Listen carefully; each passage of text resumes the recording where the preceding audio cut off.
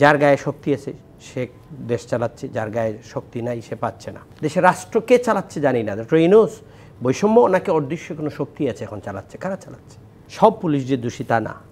এই পুলিশের সিনিয়র 20-30 হাজার পুলিশ অফিসার ছাড়া বাকি তো অনেক অফিসার আছে, তারা ভালো আছে, কাজ করতে চাচ্ছে, কিন্তু ওদের মনোবল টোটালি ভেঙে গিয়েছে।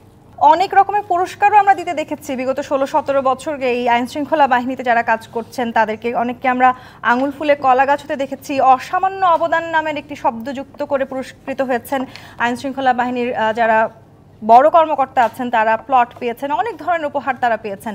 সেই অসামান্য অবদান হঠাৎ করে শেষ হয়ে গেল 5 তারিখের পর। এখন তারা আর কোনো রাষ্ট্রের জন্য অবদান রাখছেন না, তাদের তো রাষ্ট্রের জন্যই কাজ করবার কথা ছিল।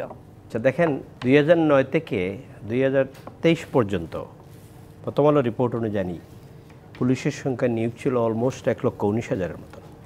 দ্বিতীয়টা হলো সিনিয়র সচিব কোনো শব্দ ছিল না। আওয়ামী লীগ এসে কিন্তু সচিবদের মধ্যে সিনিয়র সচিব শুরু করেছে। এই পদায়নগুলো হলো পুরস্কার, তাদের দাবেদারি করার জন্য একটা পুরস্কার। সরকারকে রাষ্ট্র ক্ষমতা রাখার জন্য, সরকার টিকে থাকার জন্য যা যা করণীয় তাই করেছে। সাকিব ভাই যেটা বললেন, সমস্ত সিনিয়র পুলিশ অফিসাররা পদায়ন হয়েছে, ভালো জায়গায় গিয়েছে, ভালো চাকরি পেয়েছে, ভালো রাস্তা থেকে টাকা উঠেছে। বিরোধী দলকে ধরে নিয়ে বলছে আপনাকে মামলা 4টা দিব, 5টা দিব, টাকা দেন। এইসব করেছে এরা। করে এই পুলিশগুলোতে বাংলাদেশের মানুষের কাছে পুলিশের মানে ভাবমূর্তি একদম নষ্ট করে ফেলেছিল। যারই বহিঃপ্রকাশ 5 আগস্ট হয়েছে। সব পুলিশ যে দোষী তা না। এই পুলিশের সিনিয়র 20-30 হাজার পুলিশ অফিসার ছাড়া বাকি তো অনেক অফিসার আছে, তারা ভালো আছে, কাজ করতে চাচ্ছে, কিন্তু ওদের মনোবল টোটালি ভেঙে গিয়েছে।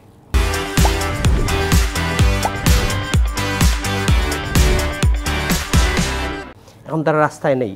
আজকের যে অবস্থা ঢাকা শহরের, আমি তো মানে গাড়িতে নাই, হেঁটে আসতে হয়েছে। রুবিন ফারহানা কীভাবে এসেছে নিশ্চয়ই বলবেন। মানে মানুষ চলাফেরা করতে পারছে না এই ঢাকা শহরের। এটা কি? কেউ নাই, পুলিশ নাই তো, রাস্তায় যান আপনি। তিতুমির কলেজের এরা বন্ধ করে ব্লক করে রেখে দিয়েছে ঢাকা শহর স্ট্যান্ড স্টিল, কেউ কোথাও যেতে পারছে না। দেশের রাষ্ট্র কে চালাচ্ছে জানি না। ডক্টর ইউনূস বৈষম্য ওনাকে অদৃশ্য কোনো শক্তি আছে এখন চালাচ্ছে। কারা চালাচ্ছে? মানুষ তো জানতে চায়। আপনি মিডিয়া কর্মী, আমি একজন রাজনৈতিক কর্মী, সে আমাদের এইসব আলোচনা করতে হবে। কি হচ্ছেটা কি? দেশের রোডস উইদাউট রুলস, কোনো আইন কানুন কিচ্ছু নাই দেশ। ঢাকা শহরে বিশেষ করে আমরা দেখতে পাচ্ছি না। যার গায়ে শক্তি আছে সে দেশ চালাচ্ছে, যার গায়ে শক্তি নাই সে পাচ্ছে না।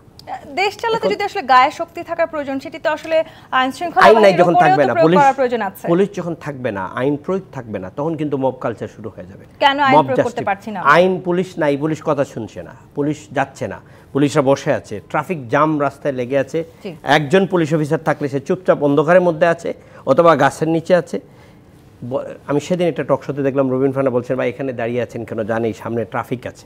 এটা কারেক্ট বাস্তবতা। আজকে গুলশানের দেখলাম আমি, ওরা দাঁড়িয়ে আছে কিন্তু সমস্ত রোড যে যার ইচ্ছা মতো যাচ্ছে, ডানে বামে করে। এটা তো একটা দেশ এভাবে চলতে পারে না। দেশের যদি আইন শৃঙ্খলা ঠিক না থাকে তা আপনাকে মনে নিতে হবে it is going to be a failed state.